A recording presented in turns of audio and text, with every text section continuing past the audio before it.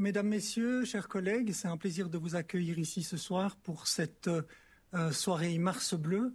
Mars Bleu, mois du dépistage du cancer colorectal, comme il y a le mois du dépistage du cancer du sein, comme il y a le mois du dépistage du cancer de la prostate. Vous l'avez compris, ce sont les 3 cancers les plus fréquents dans notre population et on veut en parler, on veut informer.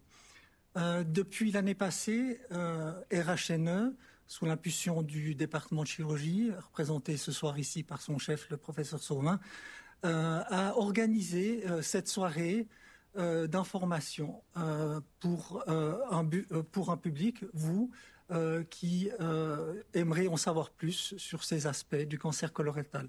Alors oui, nous allons parler de dépistage. On va parler de dépistage avec nos partenaires, avec Béjune et Madame Fleury qui nous parlera du dépistage, avec Madame Sartori de la Ligue de Neuchâteloise contre le cancer.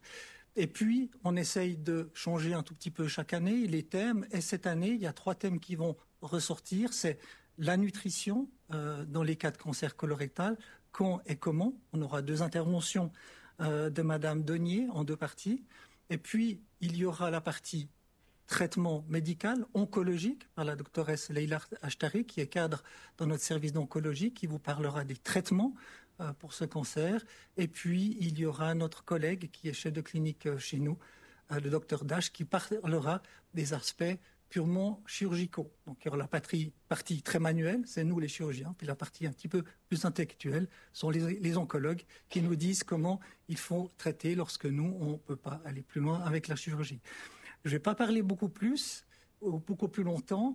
On va débuter cette soirée parce qu'elle est bien dense et elle sera très concentrée.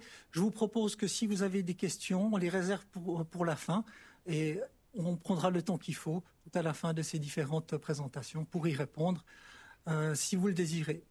Donc, je vous souhaite du plaisir à cette soirée. On peut commencer ces présentations avec Madame Nathalie Fleury de l'association Béjune.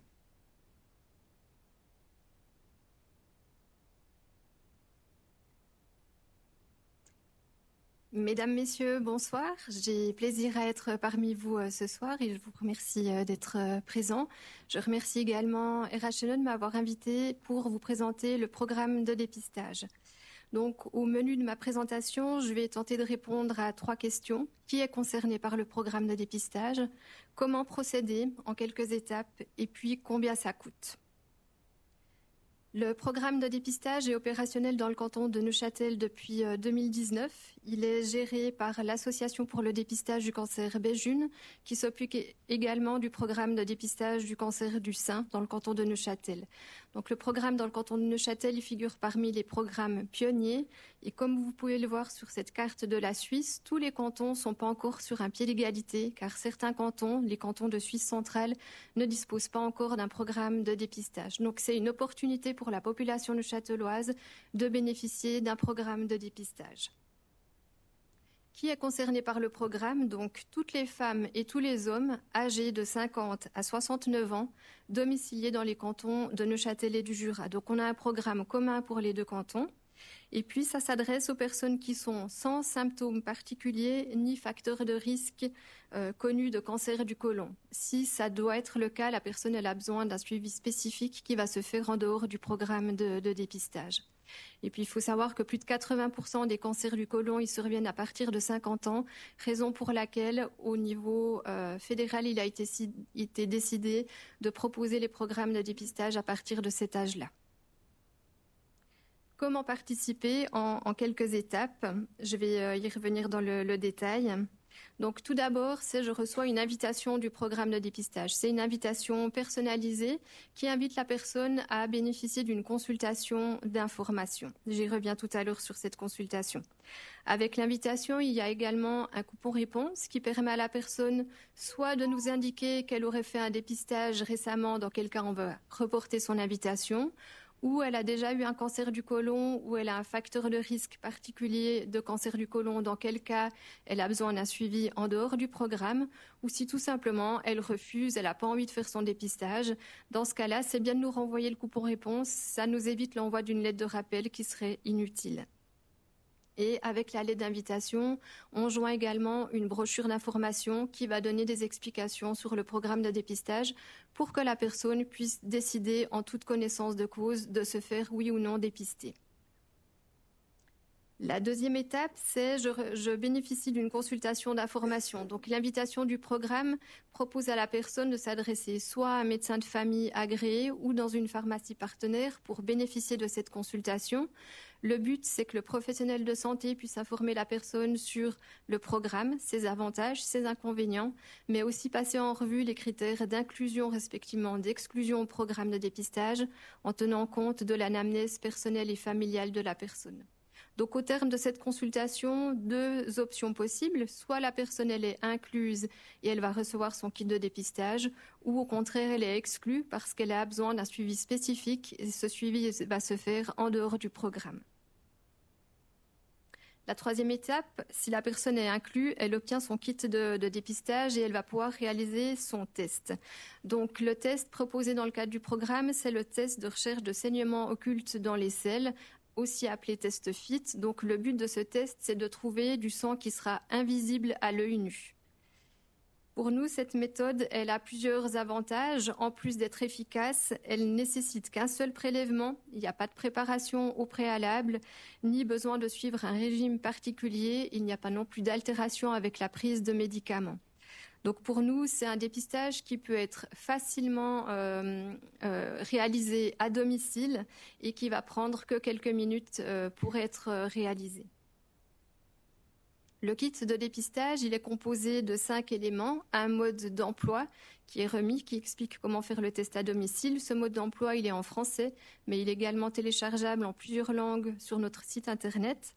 Il y aura également un tube de prélèvement. Attention, ce tube, il a une date de péremption. Donc, avant de réaliser le test, c'est toujours bien de vérifier sa validité. Il y a également un papier collecteur de sel qui va pouvoir être collé sur la cuvette des toilettes et qui est biodégradable, donc qui peut être évacué avec la chasse d'eau. Un sachet plastique avec un papier absorbant dans lequel mettre le tube une fois que le prélèvement a été réalisé et une enveloppe d'expédition préaffranchie pour que la personne puisse facilement envoyer son test à notre laboratoire d'analyse partenaire. Et puis pour information, on a sur notre site internet une petite vidéo avec une touche d'humour qui va expliquer aussi dans le détail comment faire son test facilement à domicile. Et la dernière étape, c'est je reçois le résultat. Donc le résultat, il est communiqué en principe par courrier postal dans les 2 jours qui suivent la réalisation du prélèvement. Il est communiqué par notre laboratoire d'analyse partenaire et une copie peut également être adressée au médecin de famille pour qu'il soit informé du dépistage et de son résultat. Si le test est négatif, la personne sera rassurée et réinvitée 2 ans plus tard. Et si le résultat il est positif, un résultat positif indique la présence de sang dans les selles, mais ça ne veut pas encore dire qu'il y a un cancer du côlon. Les causes du saignement, elles peuvent être multiples, une inflammation, des hémorroïdes, une lésion bénigne ou précancéreuse qu'on va appeler polype ou un cancer débutant. Donc en cas de test positif, c'est important de réaliser une coloscopie. C'est l'examen qui va permettre de déterminer l'origine du saignement et qui va aller explorer l'intégralité du côlon à l'aide d'un tube flexible muni d'une caméra. Cet examen, il va être réalisé par un médecin gastro-entérologue agréé par le programme. Il se fait sous anesthésie partielle pour réduire la douleur et l'inconfort. Et c'est important de prendre une préparation au préalable pour bien nettoyer le côlon. Donc voilà par rapport à l'examen. Et la dernière question, c'est combien ça coûte? Donc, les examens réalisés dans le cadre du programme, ils sont remboursés par l'assurance maladie de base, mais hors franchise. Donc, il n'y a uniquement que la quote-part de 10% qui est à charge de la personne. Et cela vaut pour la consultation d'information, pour le test de recherche de sang occulte dans les selles, et si le test est positif, pour la coloscopie et les éventuelles analyses pathologiques. Donc, c'est un avantage financier non négligeable pour la personne de faire son examen dans le cadre du programme de dépistage. Je vous ai mis les différents tarifs, donc c'est le montant qui correspond à la quote-part de 10%. Donc le test fit en lui-même va coûter 4,60 francs. Donc avec moins de 5 francs, vous pouvez vous offrir un examen de qualité qui va peut-être permettre de vous sauver la vie. Donc c'est important.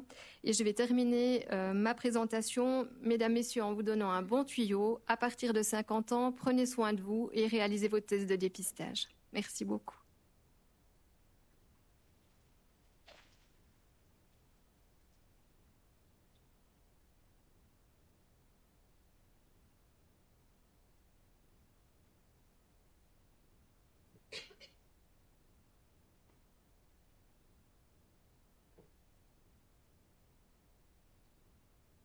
Nous passons la parole à Madame Dornier pour la prévention par l'alimentation. Donc avant que le cancer arrive, parlons alimentation. Je vous cède le...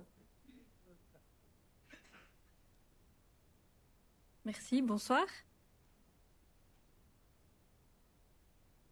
Parfait. Donc voilà les points qu'on va aborder ce soir en parlant d'alimentation. D'abord une introduction, ensuite on va parler des facteurs de risque alimentaires, mais aussi des facteurs protecteurs et des recommandations qui en découlent, et puis une conclusion. Ça c'est pour la première partie au niveau prévention du cancer colorectal au niveau alimentation. En guise d'introduction, on le sait maintenant, hein, le cancer est une maladie dont les causes sont multifactorielles et on identifie principalement des causes environnementales et comportementales. Quand on parle d'alimentation, on parle de comportement, donc c'est donc ces causes-là dont on va parler actuellement. Ce qu'on sait scientifiquement, c'est qu'il n'y a pas d'aliment ou d'alimentation miracle anti-cancer. C'est-à-dire qu'on n'a pas une alimentation où on peut dire qu'on est garanti qu'on n'aura pas de cancer, tout comme il n'y a pas une alimentation où on est garanti, où on risque à 100% d'avoir un cancer. Par contre, on identifie quand même, là aussi au niveau des études scientifiques, des aliments qui ont un rôle protecteur et des aliments qui quand même augmentent les risques de cancer colorectal. Donc, au niveau des facteurs de risque, les aliments en cause qu'on connaît maintenant de manière étudiée sont notamment la consommation élevée et répétée de viande rouge, de manière générale des graisses animales et des viandes transformées, hein, donc des charcuteries, saucisses, etc. Par plusieurs mécanismes que je ne vais pas détailler maintenant, mais qu'on peut reprendre après si besoin, tout comme les aliments transformés de manière générale, avec les conservateurs qu'on trouve dedans et qui peuvent augmenter les risques de cancer colorectal. Une consommation élevée d'alcool qui est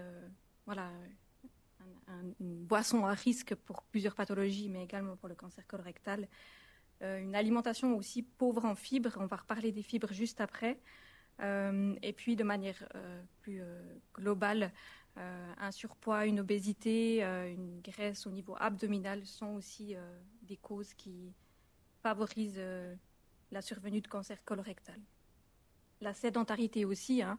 On sait qu'un mode de vie de plus en plus sédentaire est aussi, fait partie des causes et certains compléments alimentaires, plutôt donc synthétiques, hein, là je parle, parce qu'on sait qu'une alimentation normale, équilibrée, permet de couvrir les besoins et qu'il n'y a pas besoin de compléments synthétiques au niveau de l'alimentation. À l'inverse, on identifie aussi donc des facteurs protecteurs dans l'alimentation. Je vais reparler des fibres. Donc, à l'inverse, une alimentation riche en fibres est un facteur protecteur.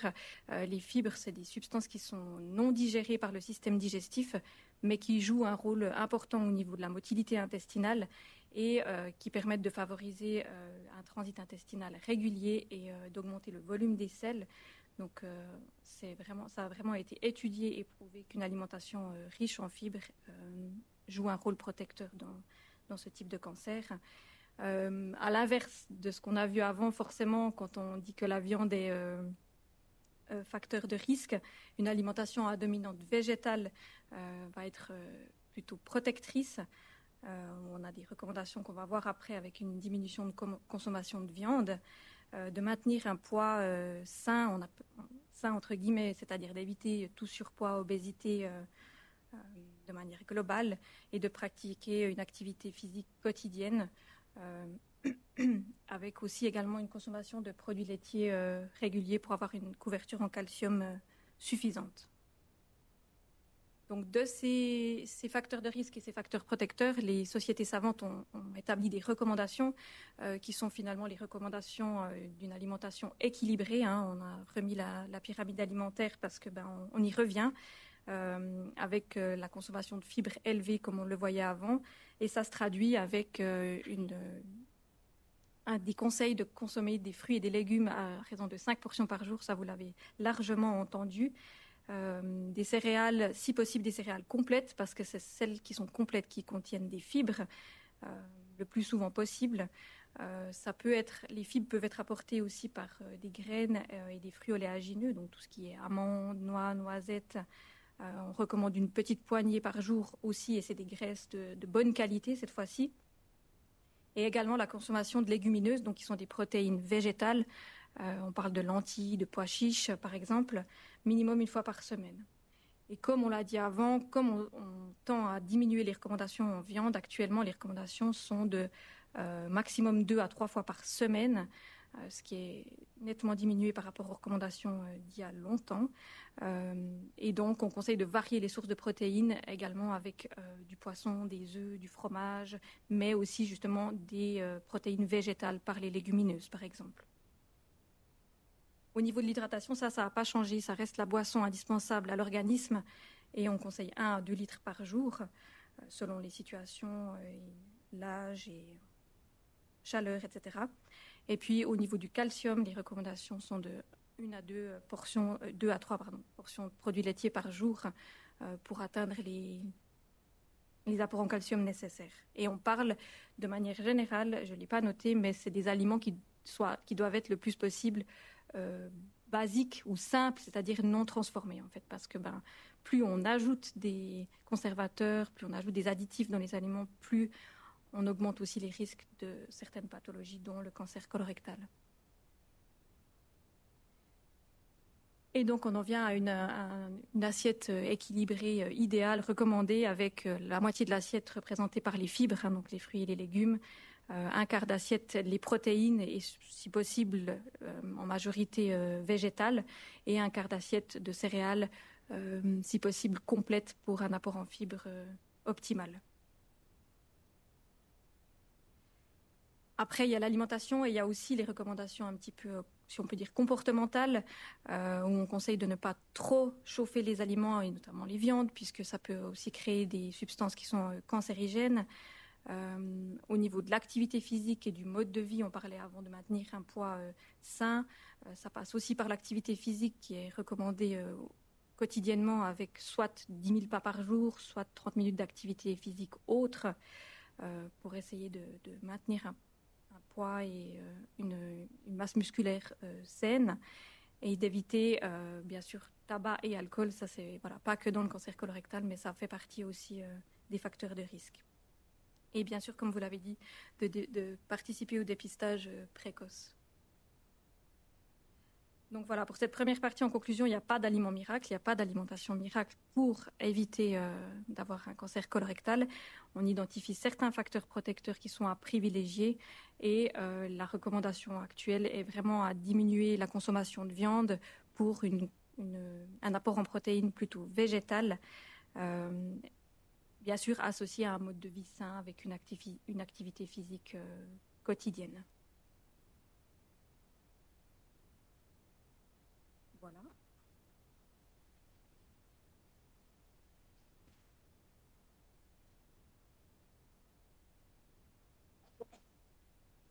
Alors, vous l'avez compris, on parle de cancer colorectal et pas simplement de cancer colique, bien que les deux organes sont en continuité, le côlon et rectum.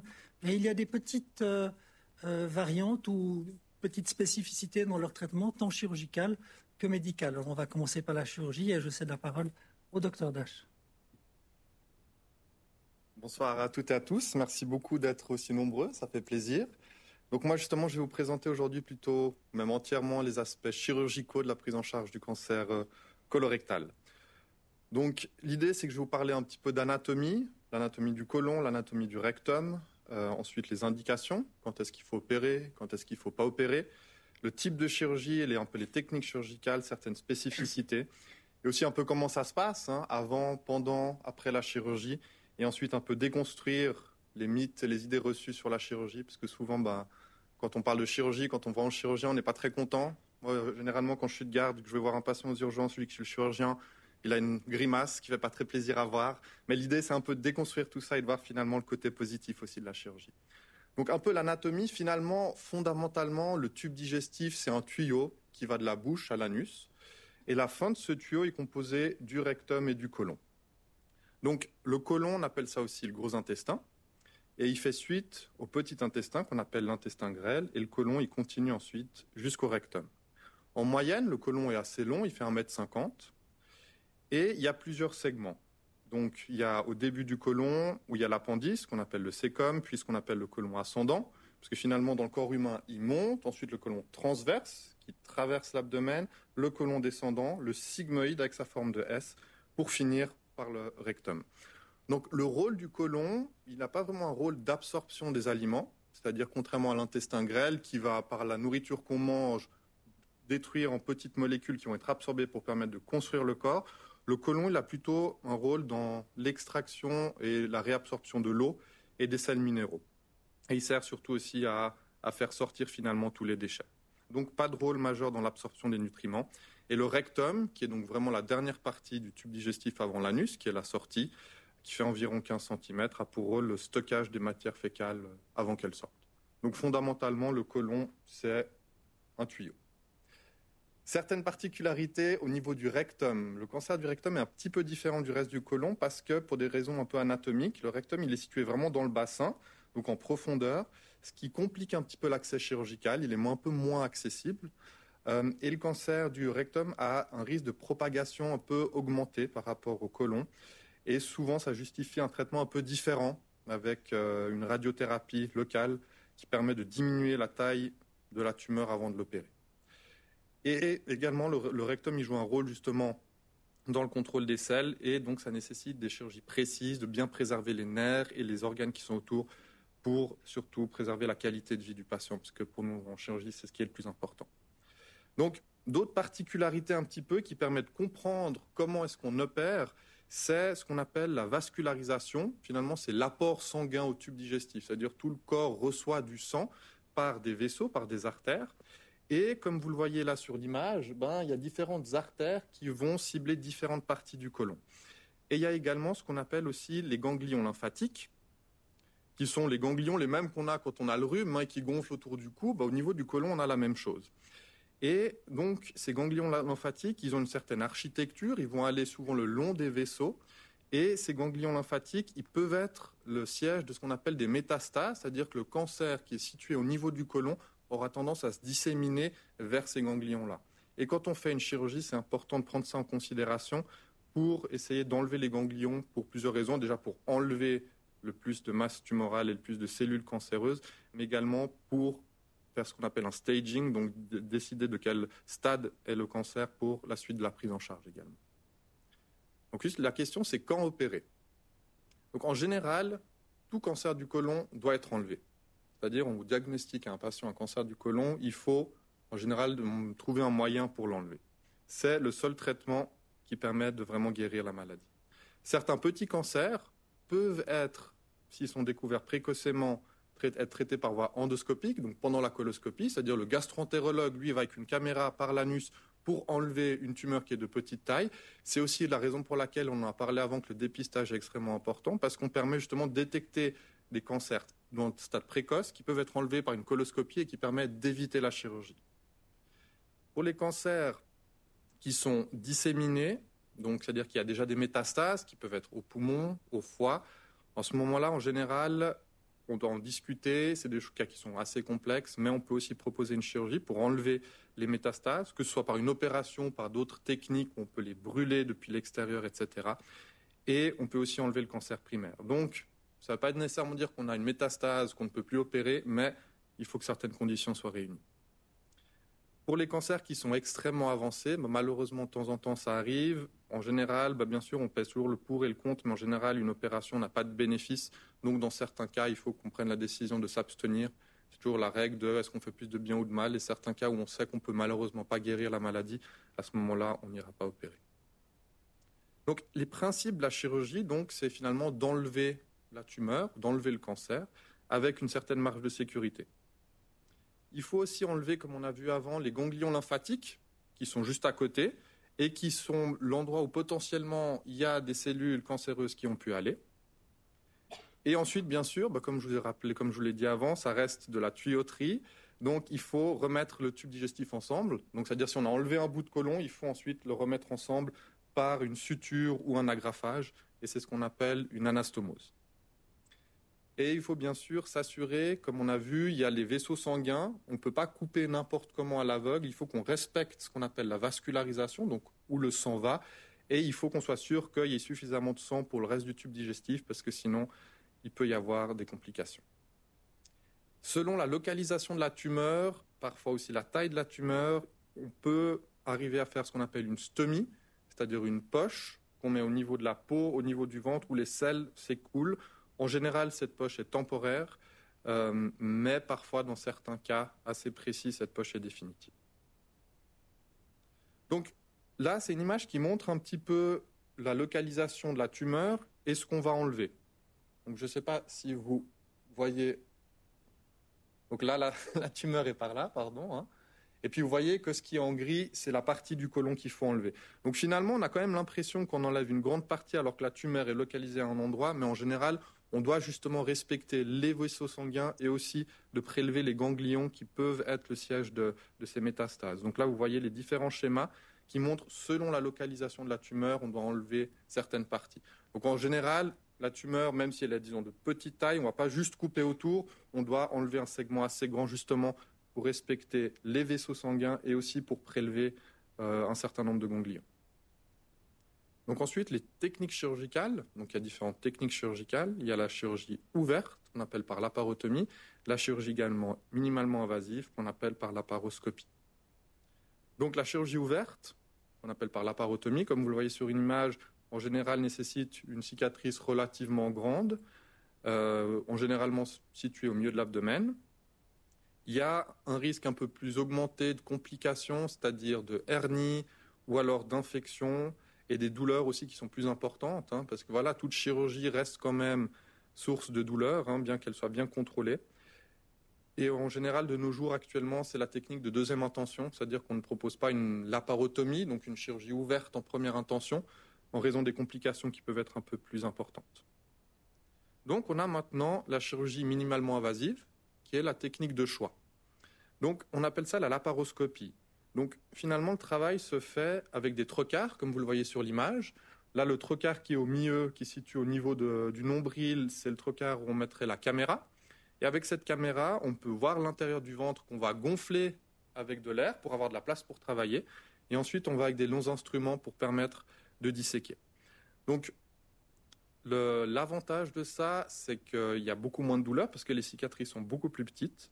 Le résultat, ce qu'on appelle le résultat oncologique, donc la priorité bien sûr pour le chirurgien, c'est d'avoir un bon résultat, c'est d'enlever toute la tumeur et tous les ganglions. C'est pas juste que le patient ait pas mal, c'est bien, ça ce serait un plus bien sûr, mais le but c'est d'avoir un bon résultat oncologique, c'est-à-dire vraiment d'avoir la possibilité d'enlever toute la tumeur dans les règles de l'art.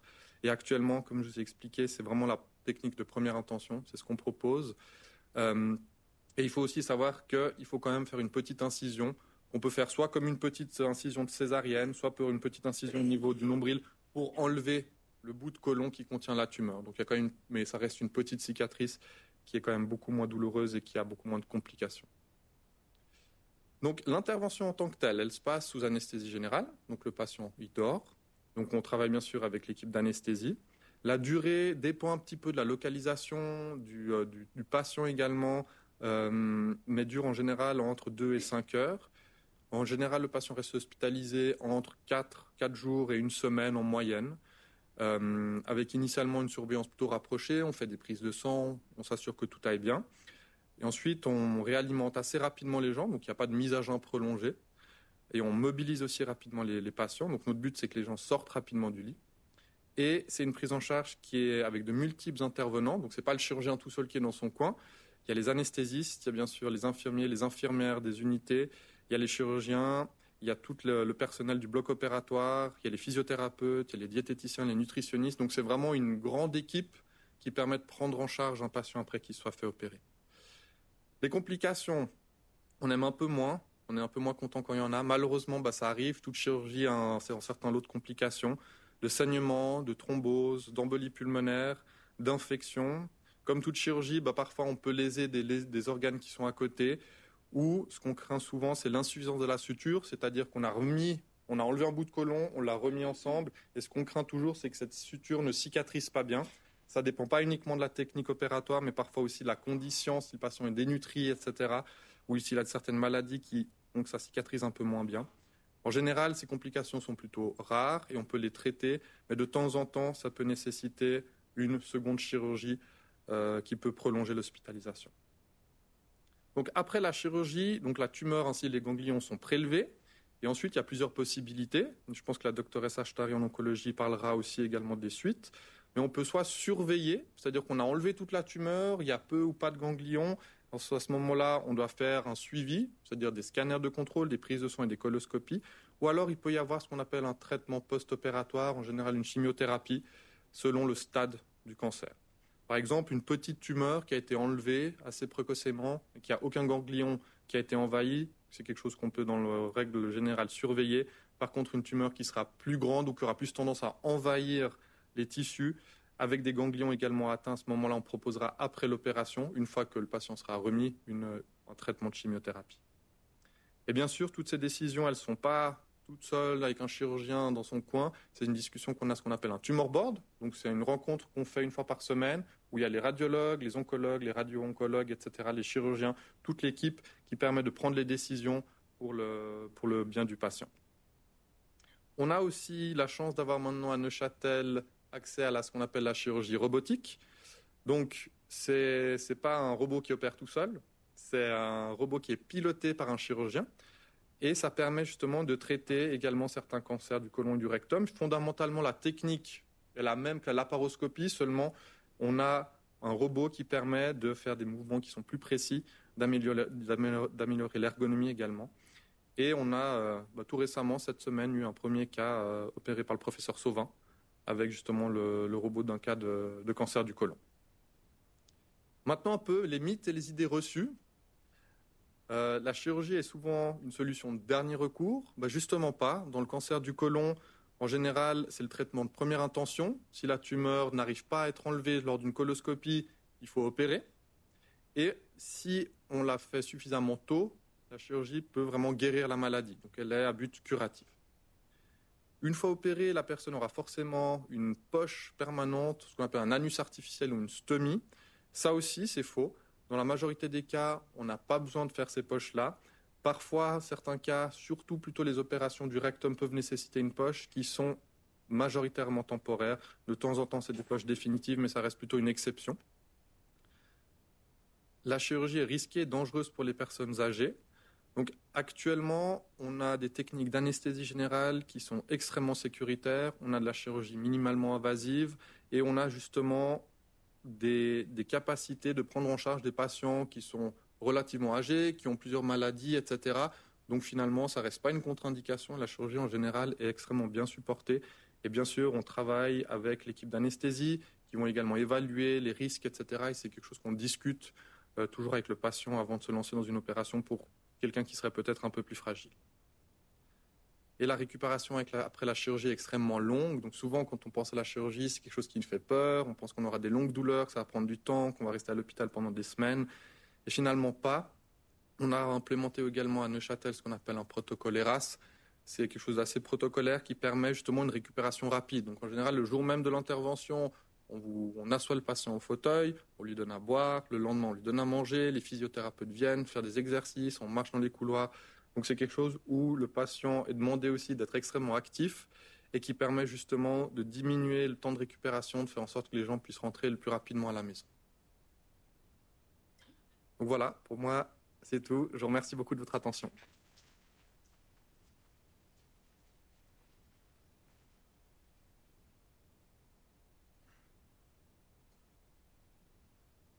Merci Jérémy pour cette présentation.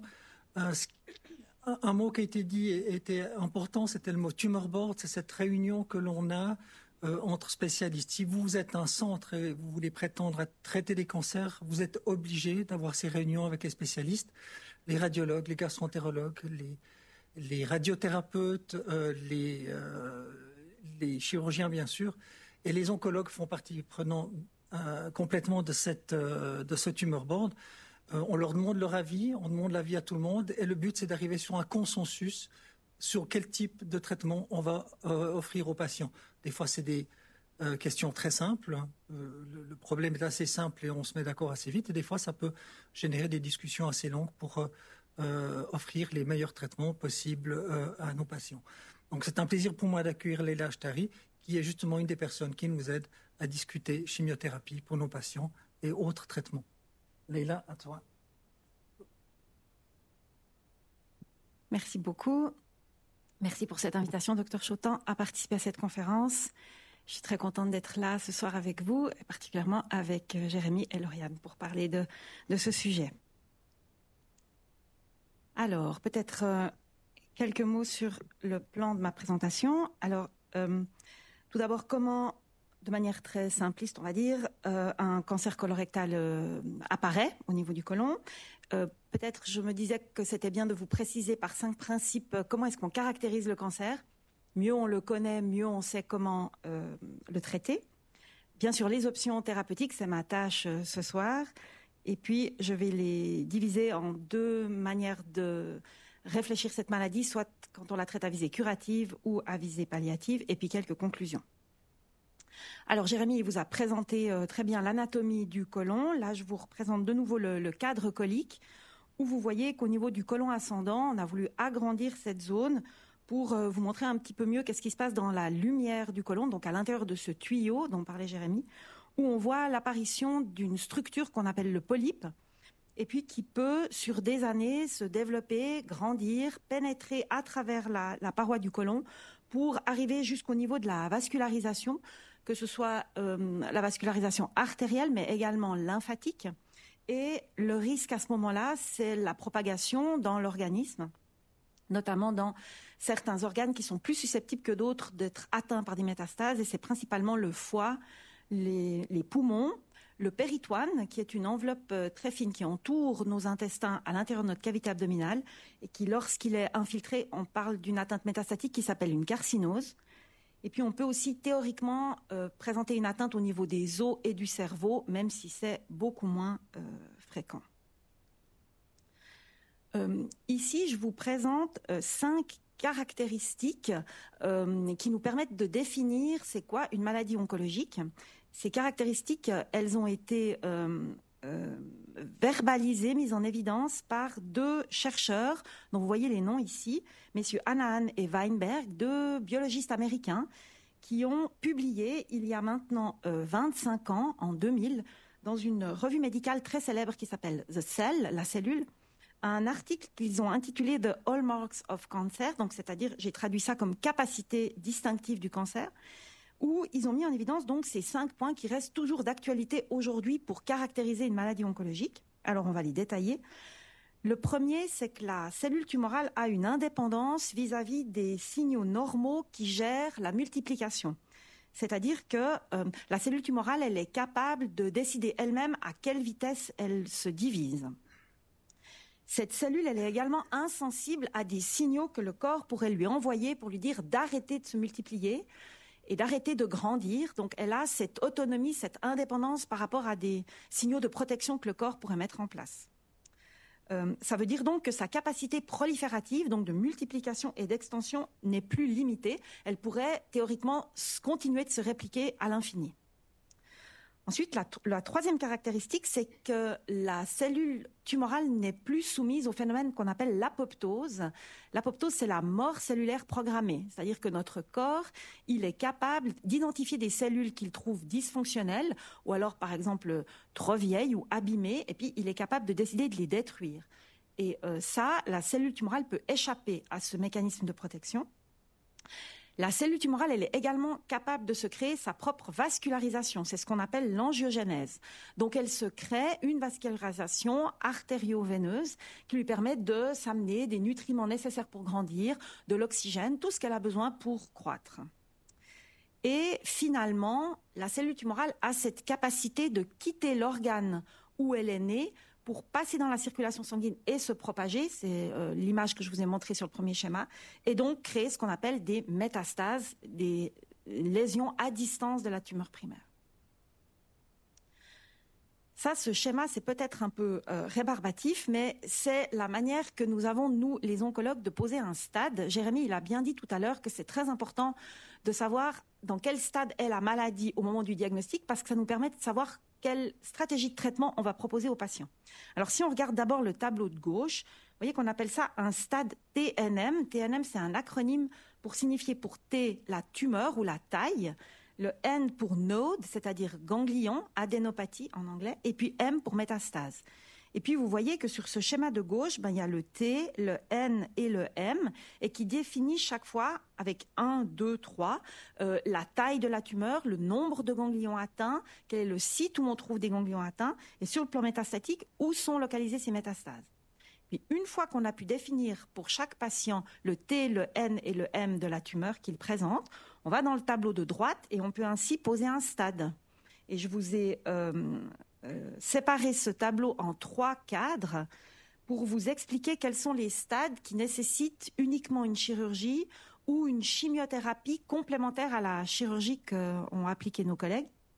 Alors, vous voyez que pour le 1 et le 2, la chirurgie seule suffit et qu'à partir du stade 3, lorsqu'on est dans une situation où on veut mettre le patient en rémission, la chimiothérapie, elle doit compléter le travail du chirurgien avec la résection. Et puis le dernier, c'est le stade 4, qui sont des situations en général palliatives, avec une maladie déjà disséminée et des métastases, pour lesquelles, comme l'a dit Jérémy, la chirurgie est discutable, et puis c'est en général surtout la chimiothérapie qui est appliquée. Alors, les options thérapeutiques qui dépendent de l'oncologue, comme on l'a bien dit, les collègues l'ont bien dit d'abord, la première chose à dire, c'est qu'on n'est pas tout seul pour décider d'un traitement pour un patient. On se réunit dans des discussions pluridisciplinaires qu'on appelle tumor board. Et ça, c'est fait pour tous les patients qui présentent un cancer colorectal pour décider ensemble de ce qu'on va proposer. Comme j'ai dit, il y a des traitements qu'on appelle visée curative, où on espère éliminer toute trace du cancer dans l'organisme du patient. Ça, c'est pour les stades dits précoces, 1 à 3. Et puis des situations de maladies chroniques qu'on appelle visée palliative pour le stade avancé qui est le stade 4. On a ces différentes options qui sont la chimiothérapie qu'on va qualifier de classique, des thérapies dites ciblées qui sont en général des anticorps dirigés sur des récepteurs spécifiques sur les cellules tumorales. Il y a l'immunothérapie dont on parle beaucoup depuis quelques années qui concerne aussi le cancer colorectal. Il y a la CHIP et la PIPAC, qui sont des techniques qui associent des procédures chirurgicales et chimiothérapeutiques, qui consistent en fait à opérer le patient lorsqu'il présente ce qu'on appelle cette carcinose péritonéale que je vous ai décrite au départ, cette atteinte sur le péritoine, où on essaye de resséquer tout ce qu'on voit sur ce péritoine, et ensuite on administre la chimiothérapie directement dans la cavité abdominale. Et puis, en dernier, mais qui n'est surtout pas mentionné à la fin pour dire que c'est la dernière chose à faire, mais les soins de support et les soins palliatifs sont des soins qu'on doit avoir en tête et qui doivent nous accompagner et accompagner le patient dès le diagnostic de la maladie, quelle que soit la stratégie qu'on propose, qu'elle soit curative ou palliative. Alors, la chimiothérapie classique, qu'est-ce que c'est, comment ça marche? Donc, le principe, c'est d'utiliser des substances qu'on appelle cytotoxiques, donc c'est-à-dire toxiques pour la cellule tumorale, pour la détruire. Le principe, c'est d'arrêter la cellule dans sa mitose, c'est-à-dire lors de la division cellulaire. J'ai expliqué tout à l'heure avec les principes de Weinberg et Hanahan que la cellule tumorale, elle est capable de se diviser continuellement. Donc, le principe de la chimiothérapie, c'est d'identifier ces cellules en division et de les stopper dans ce processus. On a diverses classes de chimiothérapie à disposition qu'on peut utiliser, qu'on utilise soit en monothérapie, soit en combinaison. On dose la quantité de chimiothérapie pour chaque patient de manière individuelle selon sa surface corporelle, qui est calculée selon la taille et le poids. Et on administre la chimiothérapie soit oralement avec des comprimés, soit par la veine après la pose de ce qu'on appelle un porte-à-cath, qui est un cathéter permanent que nos collègues chirurgiens posent sur une des veines de la base du cou, en général sous les clavicules, et qui nous permet d'avoir un accès bien plus facile à la circulation sanguine pour éviter d'utiliser et de risquer de blesser les veines plus fragiles sur les bras. Voici les 6 classes de chimiothérapie qu'on connaît depuis maintenant bien longtemps et qu'on utilise notamment pour le cancer colorectal. Je vous ai entouré en bleu celles qui sont utilisées dans cette indication-là. Alors, les grandes familles, c'est le sel de platine, les antimétabolites et les inhibiteurs des topoisomérases. Et les principaux médicaments de ces classes sont l'oxaliplatine, le 5-FU et la capecitabine, qui est en fait le 5-FU oral, et l'irinotecan. Comme vous le savez, malheureusement, la chimiothérapie fait des effets secondaires plus ou moins intenses selon les produits qu'on utilise et aussi selon la manière dont on les utilise, seuls ou en combinaison. Et là, je vous ai mis en évidence les effets secondaires assez classiques des chimiothérapies qu'on utilise pour le cancer colorectal.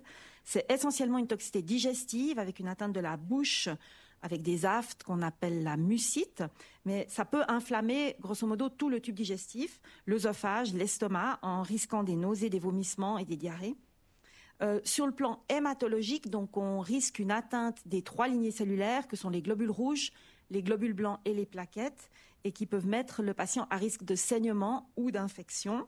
Et puis l'oxaliplatine peut provoquer une atteinte des petits nerfs périphériques au niveau des mains et des pieds. On appelle ça une neuropathie, avec des sensations très désagréables de douleur, de fourmillement.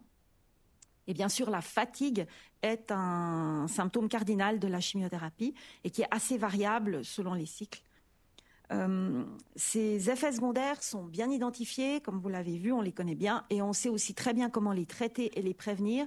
Donc il y a une anticipation de la part de l'équipe médico-soignante en oncologie pour essayer de minimiser au maximum ces toxicités en les traitant le mieux possible, le plus rapidement possible.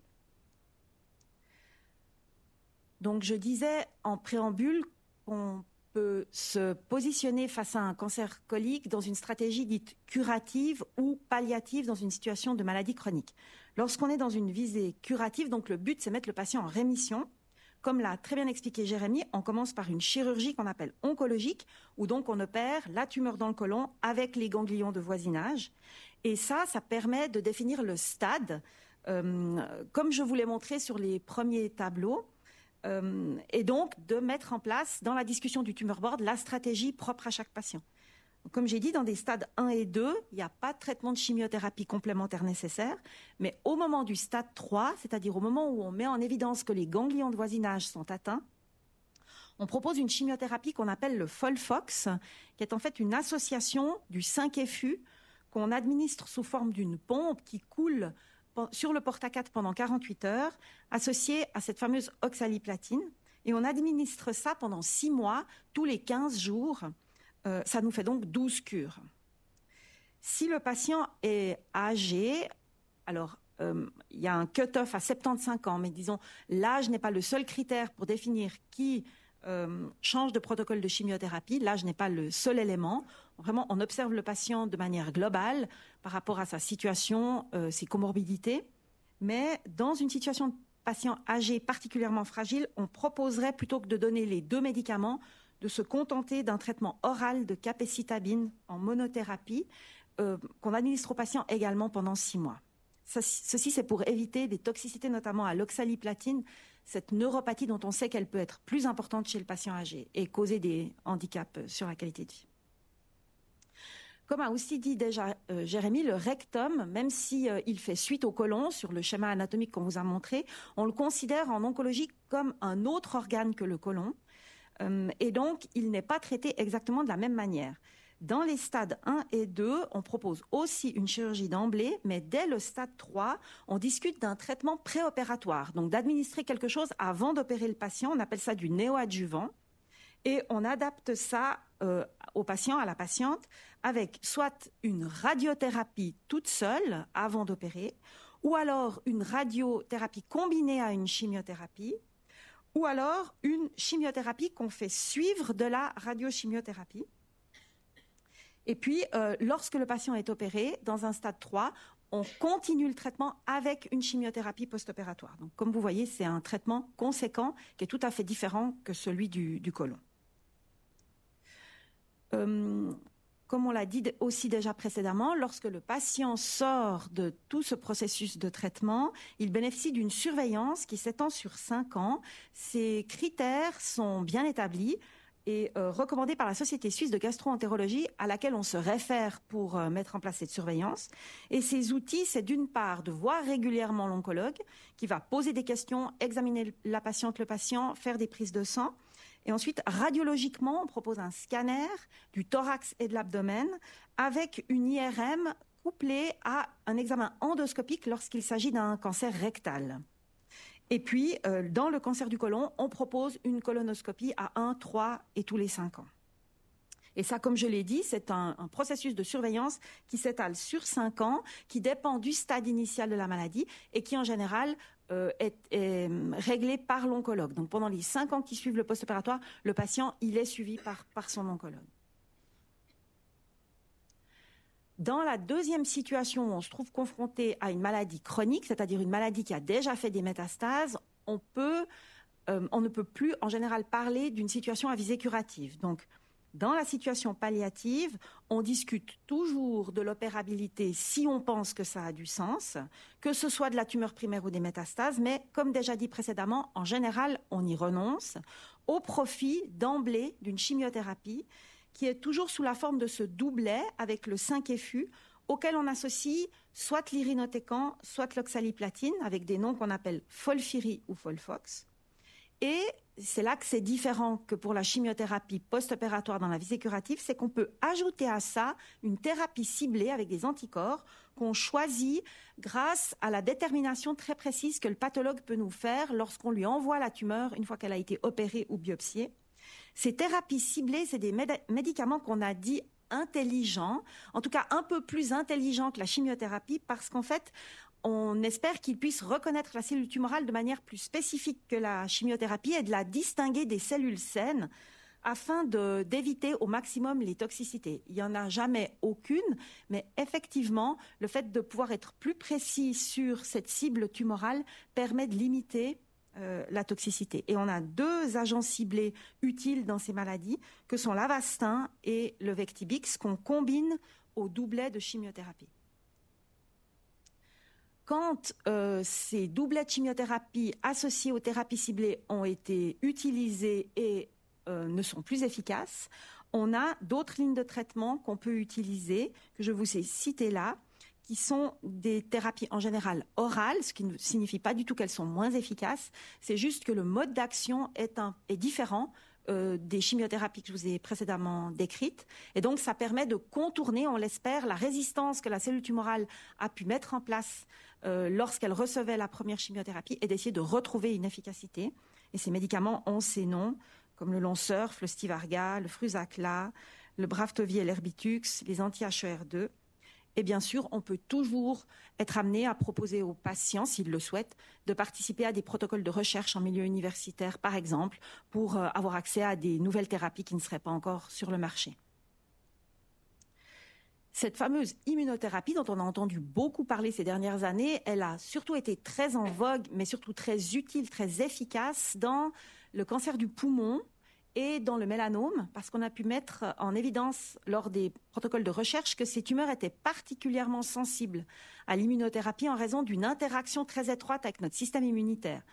Le côlon, on a mis du temps à réussir à déterminer pour quel type de cancer colique cette immunothérapie était utile, et malheureusement, ça ne concerne qu'un tout petit pourcentage de patients, 2 à 7%, qui sont porteurs d'une particularité génétique qui s'appelle le MSI. C'est-à-dire, c'est un acronyme pour dire instabilité des microsatellites, c'est-à-dire que ces cellules tumorales possèdent un défaut dans la capacité qu'elles ont pour réparer l'ADN lorsqu'il est abîmé par la chimiothérapie. Et donc, ça leur donne une sensibilité particulière à l'immunothérapie. Et comme on a découvert ça, ce type de patient-là, ce petit pourcentage de patients bénéficient de l'immunothérapie avant la chimiothérapie parce qu'on a pu montrer que ça marchait beaucoup mieux. Et les produits d'immunothérapie qu'on a actuellement sur le marché, ils sont au nombre de 3. C'est l'Opdivo, le Keytruda et le Yervoy qu'on peut utiliser en mono ou en bithérapie. Le principe de l'immunothérapie, c'est, donc, contrairement à la chimiothérapie, comme je vous ai expliqué tout à l'heure, qui trouve une cellule tumorale en division et qui la détruit, là, le principe, il est tout autre. C'est l'idée de stimuler le propre système immunitaire du patient à reconnaître le cancer, à l'identifier comme une menace et à la détruire. Alors, si on le représente là sur ce schéma, alors si on regarde d'abord la partie gauche, vous voyez qu'on a représenté là une lésion tumorale qui est en violet, et qui est mis en contact avec cette cellule rose qui est une cellule T, qui est en fait une cellule de notre système immunitaire qui sert à nous défendre contre le cancer. Et vous voyez que cette cellule T, elle a essayé d'interagir avec la cellule tumorale, mais la cellule tumorale, elle a été capable de la mettre sur off, c'est-à-dire qu'elle l'a désactivée, elle l'a remise au repos, elle a endormi le système immunitaire. Et le principe d'un traitement avec une immunothérapie, c'est de remettre cette cellule T sur on, donc arriver à la réactiver pour qu'elle reprenne du service, si on veut, et qu'elle soit capable à nouveau d'identifier cette cellule tumorale et de la détruire. Donc si on prend ça sous la forme du schéma de droite, si on commence tout en bas avec la masse tumorale, vous voyez qu'elle libère des petites particules rouges qu'on appelle des antigènes. Ce sont des morceaux de tumeur qui partent dans la circulation et qui se retrouve en contact avec cette cellule rose du système immunitaire du patient, qui l'identifie, qui l'attrape, et puis qui va la présenter à la cellule T inactive, parce qu'elle dormait tranquillement dans son coin en pensant qu'il n'y avait pas de problème. Et donc cet antigène permet d'activer cette cellule T, motivée par le produit d'immunothérapie, là représenté par l'Opdivo, et qui se dirige donc vers la masse tumorale pour contribuer à la contrôler et à la détruire. Donc vous comprenez que c'est une manière de faire tout à fait différente et complémentaire de la chimiothérapie, d'où son intérêt. Malheureusement, ça comporte aussi certaines toxicités, mais qui sont tout à fait différentes de celles de la chimiothérapie, en général bien moindres.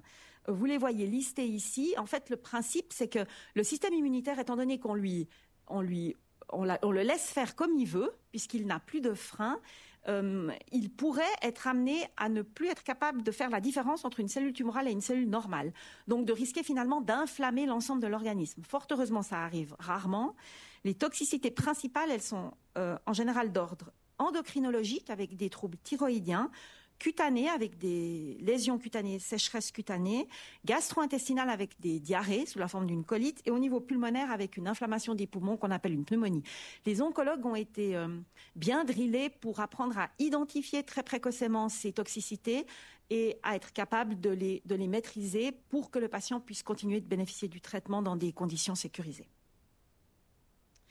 La surveillance dans une situation palliative n'est pas la même que le schéma que je vous ai montré pour la situation curative. On continue de faire des scanners régulièrement au cours du traitement pour surveiller la maladie. Il y a toujours des contrôles sanguins. On rediscute régulièrement avec nos collègues chirurgiens selon la manière dont la chimiothérapie a fonctionné et le contrôle qu'on a de la maladie, de toujours se demander si un geste chirurgical complémentaire pourrait amener un bénéfice au patient. On peut, par exemple, en cas de tumeur obstructive au niveau de ce tuyau qu'est le côlon, demander au gastro-entérologue de le stenter, donc de mettre un petit appareil qui permet de réouvrir la lumière pour laisser passer les selles, ou la même chose avec nos collègues radiothérapeutes qui peuvent irradier la zone et libérer le passage. Et puis, comme vous l'avez compris, selon le souhait du patient, la discussion qu'on a avec lui, selon sa situation médicale, selon les toxicités auxquelles il est confronté, on peut proposer plusieurs lignes de traitement dans le but de chronifier cette maladie et de permettre aux patients de vivre le mieux possible, le plus longtemps possible. Comme oncologue, on n'est certainement pas tout seul pour traiter et prendre en charge ce patient. On travaille en équipe multidisciplinaire. Alors les chirurgiens ont déjà bien présenté leur travail, mais je voudrais quand même citer d'autres collaborateurs extrêmement précieux. Donc l'équipe infirmière spécialisée en oncologie, toutes les équipes de soins à domicile qui nous aident pour l'ambulatoire, les spécialistes qui s'occupent de la poche de stomie, on appelle ça une stomathérapeute, les physiothérapeutes, les diététiciennes dont on a bien compris l'apport essentiel, le soutien psychologique avec nos psycho-oncologues et psychiatres, les aspects de spiritualité qui sont très importants pour les patients qui ont la foi, les assistantes sociales de la Ligue neuchâteloise contre le cancer et nos collègues des soins palliatifs que, à nouveau, je ne cite en tout cas pas à la fin parce que c'est le moins important ou parce que c'est ce qu'on appelle tout à la fin. Au contraire, les soins palliatifs, si je peux rappeler ici la définition, selon l'OMS, ce sont des collaborateurs experts qui cherchent à améliorer la qualité de vie des patients et de leurs familles face aux conséquences d'une maladie potentiellement mortelle, une maladie chronique quelle qu'elle soit. Il n'y a pas que les maladies oncologiques, les insuffisants cardiaques, les insuffisants rénaux, les insuffisants respiratoires, toutes les pathologies neurologiques dégénératives sont des pathologies qui peuvent bénéficier de ce soutien-là. Et le but, c'est de prévenir et soulager la souffrance qu'on essaie d'identifier précocement et qu'on évalue le plus précisément possible pour pouvoir la traiter. Par exemple, la douleur ou tout autre symptôme physique, psychosociaux ou spirituels. Donc l'idée, c'est de ne pas considérer qu'il y a des soins curatifs et qu'ensuite ces soins s'arrêtent et qu'on passe le relais à des soins palliatifs, mais qu'au contraire, les soins palliatifs travaillent avec nous, main dans la main, dès le diagnostic d'une maladie, quelle que soit la stratégie curative ou palliative, et qu'on travaille ensemble pour le bien du patient et pouvoir administrer le traitement le mieux possible. Et on sait que ces procédures-là améliorent la qualité et la quantité de vie des patients. Donc en conclusion, on discute tous les patients en colloque multidisciplinaire qu'on appelle les tumor boards et on met en place pour chacun une stratégie personnalisée. On collabore de manière très précoce avec les soins de support et les soins palliatifs. On discute donc pour le côlon d'une chirurgie suivie d'une chimiothérapie quand on est dans une visée curative. Dans des situations de cancer rectal, on propose un traitement préopératoire. Ensuite, on opère et on fait une chimiothérapie. Dans les situations palliatives, on peut donner une chimiothérapie combinée avec un agent dit ciblé. Et puis l'immunothérapie, malheureusement pour le cancer colorectal, ne concerne qu'une minorité de patients. Et on n'a pas eu le temps de développer ces aspects-là, mais dans les situations de métastatisation péritonéale, c'est la CHIP, la PIPAC, avec le stent et la radiothérapie dans des situations très palliatives. Peut-être qu'ainsi, on aura un jour la possibilité de dire qu'on arrive à guérir le cancer. On en est malheureusement loin encore. Mais comme vous le voyez, le Time, un célèbre journal américain, titrait déjà ça en 2013.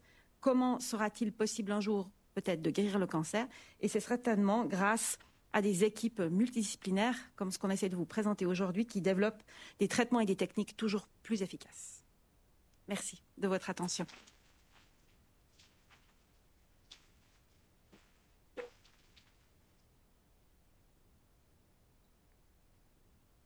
Un grand merci Leïla pour cette présentation. Affronter un cancer quel qu'il soit, c'est un combat.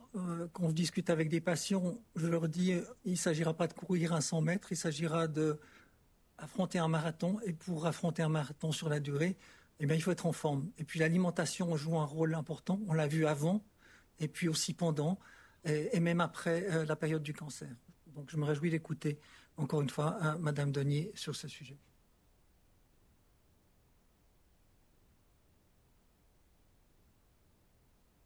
Donc, on a fait le point avant sur le côté prévention au niveau alimentation. On va parler maintenant d'alimentation pendant les traitements avec une introduction et puis parler des effets secondaires des traitements oncologiques qui touchent notamment l'alimentation, de la dénutrition parce que c'est notre challenge en oncologie et de comment on prend en charge les patients en oncologie et des assistances nutritionnelles qu'on a à disposition pour les aider. Et puis, je vais dire un mot aussi par rapport au jeûne et au régime dont on entend beaucoup parler avant de conclure. En guise d'introduction, et j'ai dit ça avant en termes de prévention, et je le redis maintenant qu'on parle d'alimentation et de traitement oncologique, il n'y a pas non plus d'alimentation miracle pour guérir d'un cancer grâce à l'alimentation. On a entendu et on entend encore beaucoup de choses, il y a beaucoup d'hypothèses, mais nous... dans nos métiers, on se base sur des données qui sont scientifiques et on n'a pas de données pour une telle alimentation. On serait content si c'était le cas, mais voilà, on est là tous pour vous dire que ce n'est pas le cas. On va vraiment adapter l'alimentation selon la tolérance au traitement, que ce soit une chirurgie, que ce soit une chimiothérapie, une radiothérapie, une immunothérapie ou autre. Et c'est vrai qu'on a tendance à dire qu'il y a des aliments qui sont interdits lors des traitements oncologiques. Ce n'est pas le cas. Ça peut être une alimentation qui est modifiée de manière temporaire, notamment par exemple au niveau des fibres selon la chirurgie, selon s'il y a une stomie, comme l'a décrit avant le chirurgien et la doctoresse Ashtari. Mais ce ce qui est important, c'est comme tout le monde l'a dit, qu'on fait partie du traitement avec la nutrition et qu'on a un point d'honneur à garder la notion de plaisir en oncologie. Leïla les a cités avant, les effets secondaires des traitements peuvent être nombreux et il y en a certains qui touchent directement l'alimentation.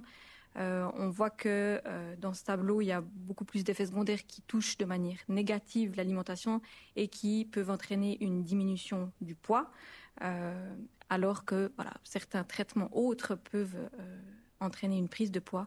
Dans le cas du cancer colorectal, on est plutôt sur la partie de gauche avec des effets secondaires qui touchent directement l'appétit, le tube digestif en lien direct, soit avec des mucites, soit avec des nausées, des vomissements, des diarrhées ou constipation. Il peut y avoir des douleurs, des troubles du goût, de l'odorat et bien sûr un risque de déshydratation. Donc à partir de ce moment-là, quand il y a moins d'apport à l'organisme et une potentielle perte de poids, on a un risque qu'on appelle de dénutrition. Et c'est vraiment, comme je vous le disais avant, notre challenge en oncologie. La dénutrition, c'est un diagnostic qui se rajoute aux diagnostics médicaux s'il y en a déjà plusieurs, et notamment aux diagnostics oncologiques. Et en fait qui résulte d'un déséquilibre entre les apports qu'on fait à l'organisme et les dépenses énergétiques du corps. Et ça se fait toujours au détriment de la masse musculaire et on parle toujours d'une perte de poids involontaire. Ce qui est bien souligné et à préciser parce qu'on ne perd pas du poids pareil que si c'est quelque chose qui est volontaire ou pas. Et en plus, dans le contexte de la maladie oncologique, qui est une maladie qu'on appelle catabolique, c'est-à-dire qui va augmenter les dépenses de l'organisme, on voit que selon la localisation de la tumeur, 30 à 80% des patients peuvent être touchés par la dénutrition. Au niveau de la dénutrition, vous voyez là nos critères de diagnostic qu'on utilise au quotidien. C'était juste pour vous montrer que pour diagnostiquer une dénutrition, on parle d'une perte de poids de 5% en moins de 6 mois, cumulée à une diminution des apports alimentaires, ce qui est relativement fréquent, puisque si on prend un exemple d'un patient qui pèse 70 kg, une perte de 5%, c'est 3,5 kg, donc c'est rapide. Alors oui, il y a une durée, mais voilà, c'est très, très fréquent. Le BMI fait partie des critères, donc l'indice de masse corporelle fait partie des critères de dénutrition, mais vous voyez qu'il est dans la colonne avec la perte de poids. Donc, on doit faire attention à l'utilisation de cet indice parce que on n'oublie pas que tout patient, y compris les patients en surpoids ou obèses, peuvent être atteints de dénutrition. Donc, c'est pas un critère qui est à utiliser seul, mais qui peut compléter et grader la dénutrition.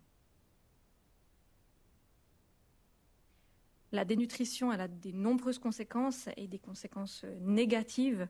Elle va bien sûr entraîner une diminution de la masse musculaire et à partir de ce moment-là, le patient peut entrer dans un cercle vicieux où il va diminuer son activité physique, une diminution aussi de la qualité de vie, du moral. Tout est vraiment lié. Et on constate aussi, quand les patients sont dénutris, qu'il y a plus de complications post-opératoires, que les patients sont plus fatigués, qui tolèrent moins bien les traitements oncologiques. Les toxicités au traitement sont exacerbées s'il y a une dénutrition. Et du coup, il y a un risque d'hospitalisation et d'augmentation de la durée d'hospitalisation à cause de la dénutrition. Et c'est un facteur aussi qui augmente le taux de mortalité de manière indépendante par rapport au diagnostic de cancer. D'où l'intervention d'où la nécessité de la précocité d'une prise en charge nutritionnelle dans ces situations-là. On essaye d'intervenir vraiment le plus tôt possible et vous l'avez compris, comme le font aussi les médecins, on fait aussi une prise en charge qui est individuelle, personnalisée à chaque patient parce que on parle de cancer colorectal, mais un patient égale une maladie et pour nous une prise en charge. On associe toujours la prise en charge nutritionnelle à un conseil d'activité physique. Ça a été étudié et ça fait vraiment partie du traitement et il y a des bénéfices qui ont été relevés au niveau de la qualité de vie, au niveau du sommeil, au niveau bien sûr de la masse musculaire. Donc c'est vraiment quelque chose qu'on encourage en binôme avec l'alimentation de continuer à pratiquer une activité physique. On ne parle pas de faire... pour faire référence à avant, un marathon ou des courses, mais de mobiliser la masse musculaire quotidiennement. Au niveau de nos interventions, ce qu'on va faire en première intention, c'est vraiment adapter l'alimentation selon l'alimentation des patients. Donc, on va leur conseiller ce qu'ils peuvent augmenter, diminuer selon leurs symptômes, selon les effets secondaires des traitements.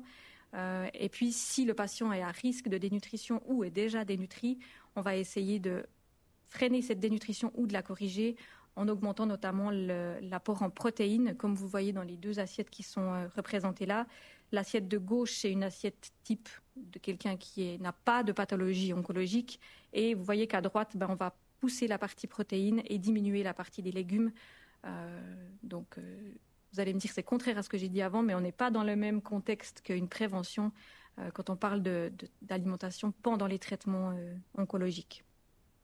Et si on voit que les adaptations nutritionnelles ne sont pas suffisantes, on peut ajouter des suppléments nutritionnels à boire qui permettent de combler un déficit énergétique, calorique léger à moyen, entre 400 et 800 calories par jour. Et si on voit que ça, c'est pas encore suffisant, on va utiliser le tube digestif en posant une alimentation par sonde, par exemple par sonde nasogastrique, pour être plus efficace et permettre aux patients d'avoir ces traitements prévus, pour aller au bout des traitements prévus et pour les supporter au mieux. Et en dernier recours, on a aussi la possibilité d'une nutrition parentérale, mais ça, c'est uniquement quand le système digestif n'est pas fonctionnel. Donc, on essaye de ne pas l'utiliser. C'est vraiment, on priorise le système digestif, donc la voie naturelle. Quand on parle de traitement oncologique, on entend beaucoup parler de questions par rapport au jeûne et par rapport au régime, de suppression de certains aliments pendant les traitements et par rapport à l'efficacité de ces régimes en concomitance avec les traitements oncologiques. Je fais référence à ma collègue qui a fait un jeudi du RHNE le mois passé, exclusivement consacré au jeûne et au régime. Il y avait une partie sur le jeûne en oncologie. Donc, je ne vais pas m'y attarder ce soir, juste pour vous dire qu'au niveau scientifique, il y a beaucoup d'études sur le jeûne en oncologie. Il y a beaucoup d'hypothèses qui sont faites, mais actuellement, on n'a pas assez de données pour recommander ce genre de pratique. Et donc, on est là pour accompagner les patients s'il y a vraiment un souhait de pratiquer le jeûne. On essaie vraiment d'orienter, de conseiller et surtout de collaborer, bien sûr, avec tous les soignants qui tournent autour du patient pour prévenir les risques de jeûne. Et s'il y a déjà une dénutrition ou un risque de dénutrition, c'est vraiment une contre-indication à mettre en place un jeûne parce qu'on va vraiment affaiblir l'organisme. Et en parallèle, on sait par contre que la tumeur va quand même trouver de quoi se nourrir si elle doit grandir. Vous l'avez entendu avant, elle ne se nourrit pas que d'alimentation. Donc, on pèse vraiment le pour et le contre et on priorise l'état nutritionnel du patient avant tout. Mais c'est toujours important que si il y a une alimentation particulière qui veut être mise en place pendant les traitements, on n'est pas fermé, on est là pour aider, collaborer, écouter. Et donc, on essaye d'accompagner au mieux si vraiment ça veut être essayé et testé. Voilà, donc en conclusion, j'en arrive à la même conclusion qu'à la prévention. Il n'y a toujours pas d'alimentation miracle quand on a un cancer colorectal et un autre cancer pour guérir du cancer. On fait vraiment une alimentation personnalisée, adaptée selon les traitements et selon la tolérance au traitement. Et voilà, comme on l'a dit au début, on essaye de prévenir, de traiter la dénutrition, qui a des conséquences qui sont vraiment délétères et nombreuses. Et donc on essaye d'intervenir le plus tôt possible et de créer une relation de confiance avec les patients et bien sûr de collaborer au quotidien avec l'équipe d'oncologie et l'équipe soignante et tous les autres intervenants que Leïla a cités avant.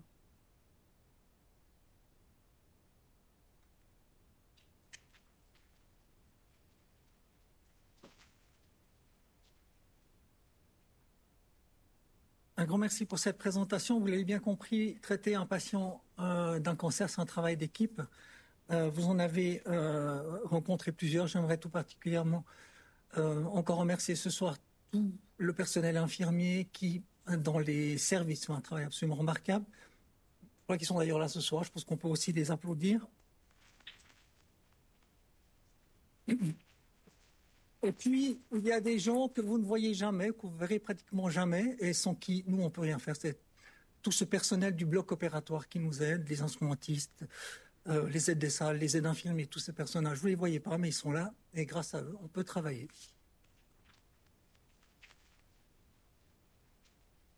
Donc, on a de l'aide à l'intérieur de l'hôpital, mais on a de l'aide à l'extérieur. C'est pour ça qu'il y a la Ligue neuchâteloise contre le cancer qui propose beaucoup d'activités pour vous aider. Ils peuvent vous rencontrer. Il y a des groupes de rencontres, de discussions. Il y a des activités, j'en veux pour preuve, je crois, les leçons d'aviron que l'on offre aux patientes qui ont souffert d'un cancer du sein. Donc, pour en parler plus en détail, je remercie Madame Sartori de la Ligue neuchâteloise pour le cancer pour cette dernière présentation de cette soirée.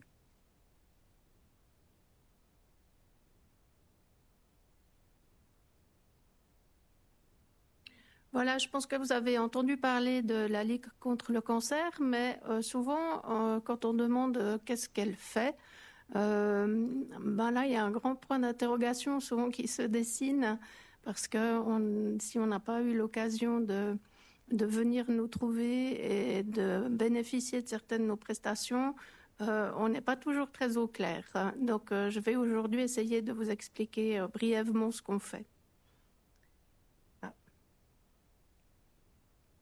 Voilà, c'est dans le bon sens. Donc déjà, effectivement, on travaille quotidiennement avec RHNE, mais nous ne faisons pas partie du réseau hospitalier neuchâtelois ni de l'État. Nous sommes une association à but caritatif. On vit de dons, de legs et des cotisations de nos membres. On est une toute petite équipe. On est 5 professionnels qui travaillons dans cette association. Ça représente 3,5 postes équivalents plein temps. Mais par contre, on a aussi des spécialistes avec lesquels on travaille, des personnes qui interviennent pour pouvoir proposer certaines prestations aux patients et aux proches aidants. On fait partie d'un réseau de 18 ligues régionales contre le cancer. Et avec la Ligue suisse contre le cancer, on fait partie de la marque Ligue contre le cancer que vous avez peut-être aussi vue, qui permet d'avoir un certain nombre de prestations unifiées au niveau suisse. Alors on a 2 missions principales. La première mission, qui est vraiment notre cœur de métier, c'est le soutien, le conseil et l'aide financière. C'est d'offrir aussi des lieux de rencontre aux patients et aux proches aidants, et puis de mettre sur pied un programme de réhabilitation ambulatoire dont je vous parlerai tout à l'heure. Et ça, c'est vraiment des prestations qui sont au service des personnes touchées par le cancer et les proches aidants. Et on a aussi une activité, une mission qui est destinée à toute la population neuchâteloise, c'est la prévention et la promotion de la santé, notamment liée au risque du cancer. Donc, peut-être déjà une première chose qu'on offre notamment aux patients, mais aussi à toute la population neuchâteloise, c'est une foule de brochures, d'informations que vous pouvez trouver, télécharger, commander gratuitement sur le site Ligue contre le cancer. Ce sont des brochures qui sont rédigées par des spécialistes. Elles sont revues régulièrement pour intégrer les nouveautés, des recherches, des nouveaux traitements. Donc, vous pouvez vraiment avoir une information de qualité gratuitement en ligne ou commander par pli postal un document papier si vous préférez cette forme-là d'information. Vous pouvez aussi trouver sur le site des informations via un numéro de téléphone avec une ligne info cancer, où vous avez aussi des personnes qui peuvent vous répondre directement, un forum où vous pouvez échanger avec des spécialistes et d'autres personnes intéressées à certaines questions liées au cancer, et puis vous pouvez aussi demander des informations par visioconférence. Comme je l'ai dit, le cœur de métier, c'est l'accompagnement, le conseil et le soutien des patients et des proches aidants. Donc, peut-être que vous l'avez déjà entendu, mais souvent les patients, lorsqu'ils ont un diagnostic de cancer, ils nous parlent de tsunami. C'est un mot qui revient très souvent, c'est vraiment un choc au moment de la réception du diagnostic. Donc il y a un gros travail d'écoute qui est fait au départ parce que effectivement les patients et parfois aussi les proches aidants ont besoin de parler de leur situation et puis de ce que provoque ce diagnostic. On va accompagner les personnes dans des démarches administratives, notamment pour déposer un dossier à l'assurance invalidité, pour faire des démarches auprès des assurances maladie, ou bien pour mettre en place des mesures d'aide. Par exemple, quand vous êtes opéré, vous n'êtes pas toujours dans la facilité de vous occuper de votre quotidien. Vous aurez peut-être besoin de repas à domicile, d'aide ménagère, de bénévoles pour vous amener au traitement. Et ça, c'est aussi des mesures qu'on essaye de mettre en place pour les patients. On va aussi, bien sûr, faire l'orientation sur le réseau social. En fonction de la situation de la personne, il y aura effectivement des réflexions à avoir. Est-ce que la personne elle a besoin de déposer un dossier pour avoir des subsides de l'assurance maladie parce que son revenu est moindre? Elle aurait droit à ce genre de prestations. Donc, on va accompagner la personne auprès des différentes instances. Chaque année, donc, on suit à peu près 350 patients par année et on a à peu près 160, 170 patients nouveaux chaque année.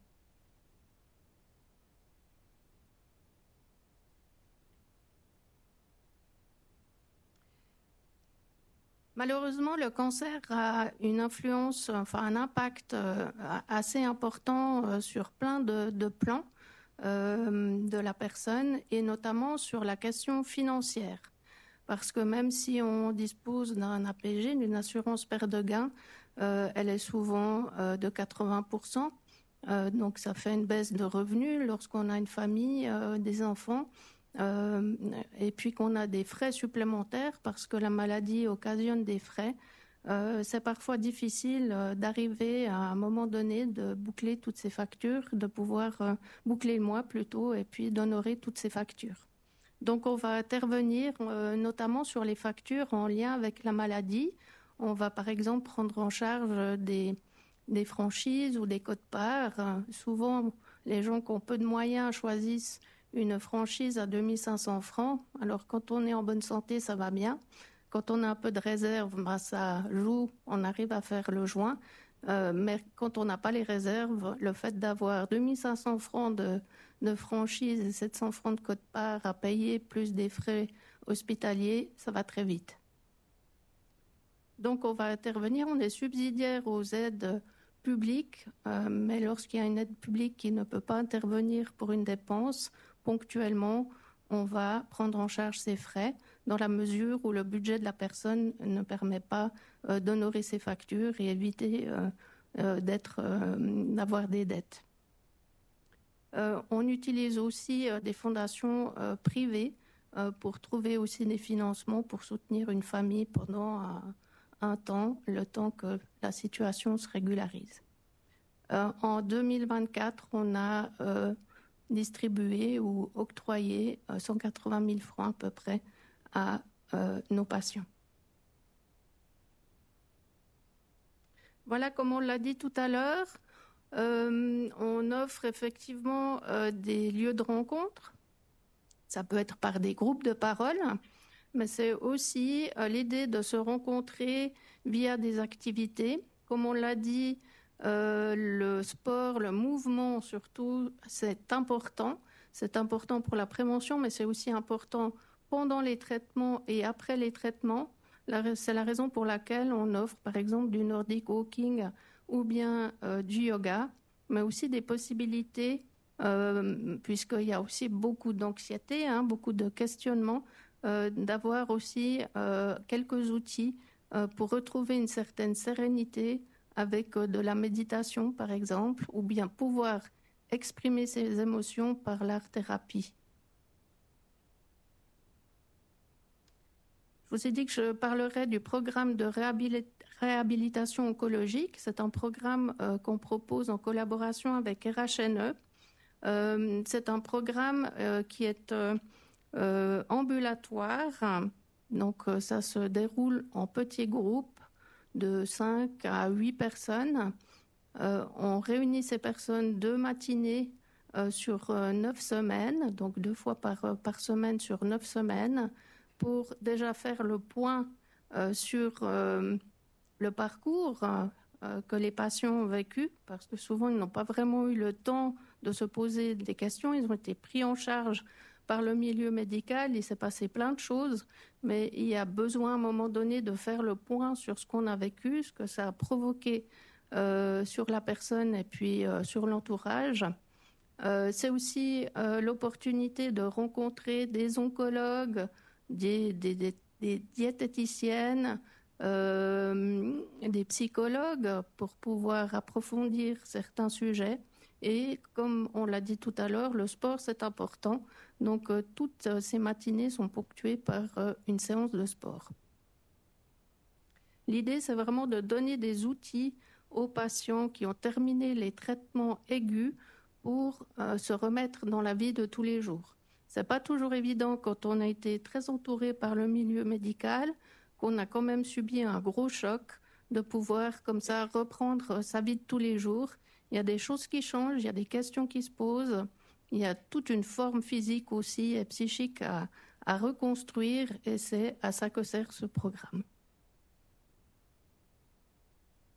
Voilà, vous trouverez plus d'informations sur notre site.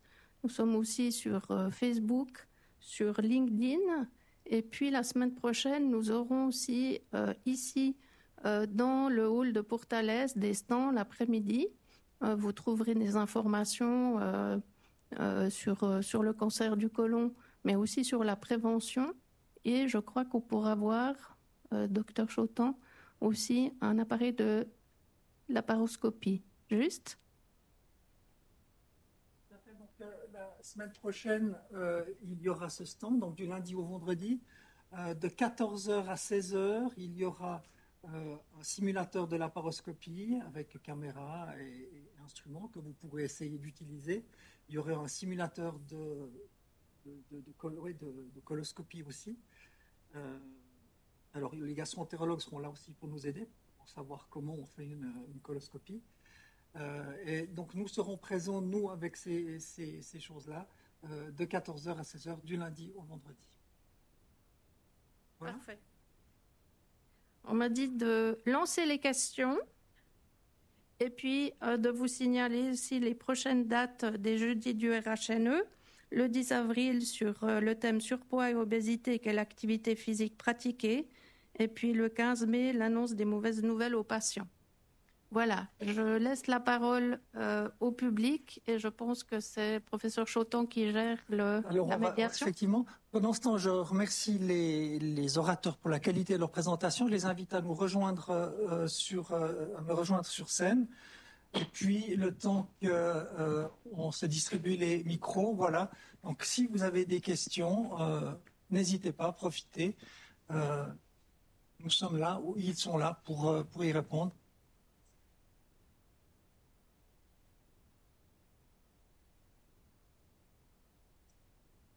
Pas de questions, tout a été super clair.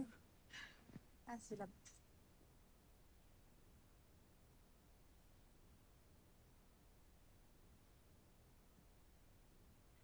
Bonsoir. Déjà, je remercie tous les participants et tous les orateurs pour cette soirée et l'organisation de cette soirée. La diversité des thèmes fait qu'on met en avant un cancer qui est souvent tabou, qui fait peur aux gens. J'ai une question qui va vraiment, pour moi, qui est très pratico-pratique pour la personne qui s'occupe de la Ligue contre le cancer. Vous n'avez pas du tout parlé de ce qui est don de cheveux, choses comme ça. Donc là, on est vraiment dans très pratico-pratique plus que dans le médical. Hein. Est-ce que c'est des choses qui se font sur Neuchâtel? Est-ce que vous avez des contacts par rapport à ça ou pas?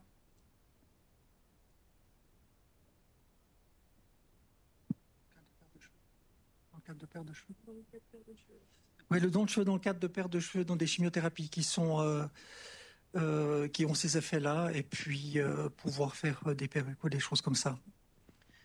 Alors, la question du don de cheveux, il faut plutôt la voir comme étant un acte de générosité et de soutien par rapport au cancer. Il faut savoir qu'aujourd'hui, les perruques qu'on achète pour notamment les personnes qui perdent leurs cheveux suite à une chimiothérapie, ce sont des cheveux synthétiques parce que c'est beaucoup plus facile à entretenir et maintenant ils ont vraiment l'air naturels. Donc il y a des actions qui sont organisées pour les dons de cheveux, mais il faut savoir que les cheveux sont envoyés à l'étranger parce qu'on n'a pas véritablement en Suisse de marché ou d'entreprises qui font des perruques avec des vrais cheveux, c'est devenu assez rare. Mais c'est généralement ces dons de cheveux, c'est vraiment ressenti comme je soutiens cette cause aux personnes qui sont atteintes d'un cancer et j'ai envie de leur montrer que je suis avec eux. Donc c'est aussi une démarche importante par rapport au soutien des malades, d'avoir ce genre d'activité. Ça se fait une fois par année avec RHNE en principe, plutôt sur octobre, au moment où on met en avant en fait la sensibilisation au cancer du sein. Après, si vous voulez faire un don de cheveux, nous on peut s'occuper de les envoyer, tout comme le centre du sein le fait ici. Il faut juste se renseigner sur la longueur minimale et puis il faut qu'ils soient nattés et attachés en haut et en bas parce que sinon s'ils sont ne serait-ce qu'un petit peu emmêlés, on peut plus les utiliser. C'est une précision et puis je parle sous le contrôle de Leila. Pour les thérapies de cancer colorectal en général, il n'y a pas cet effet secondaire.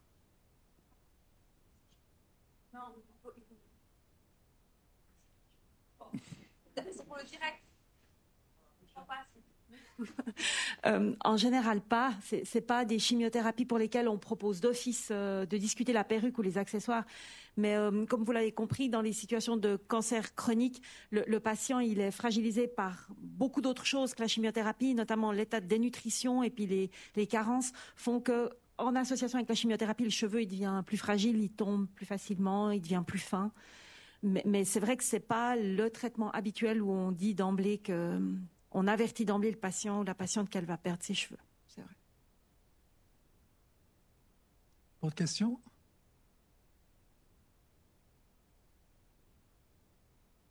Très bien. Donc, encore une fois, merci de votre présence. Merci de vous être intéressé à ce thème-là. Merci à nos orateurs qui ont fait des présentations absolument remarquables. Et puis, pour clôturer cette soirée, il y a un apéro qui nous attend dehors. Alors, peut-être pas sur les standards dont on a parlé par rapport à la nutrition, mais je pense qu'on pourra quand même boire un bon verre. Bonne fin de soirée. Merci à tous.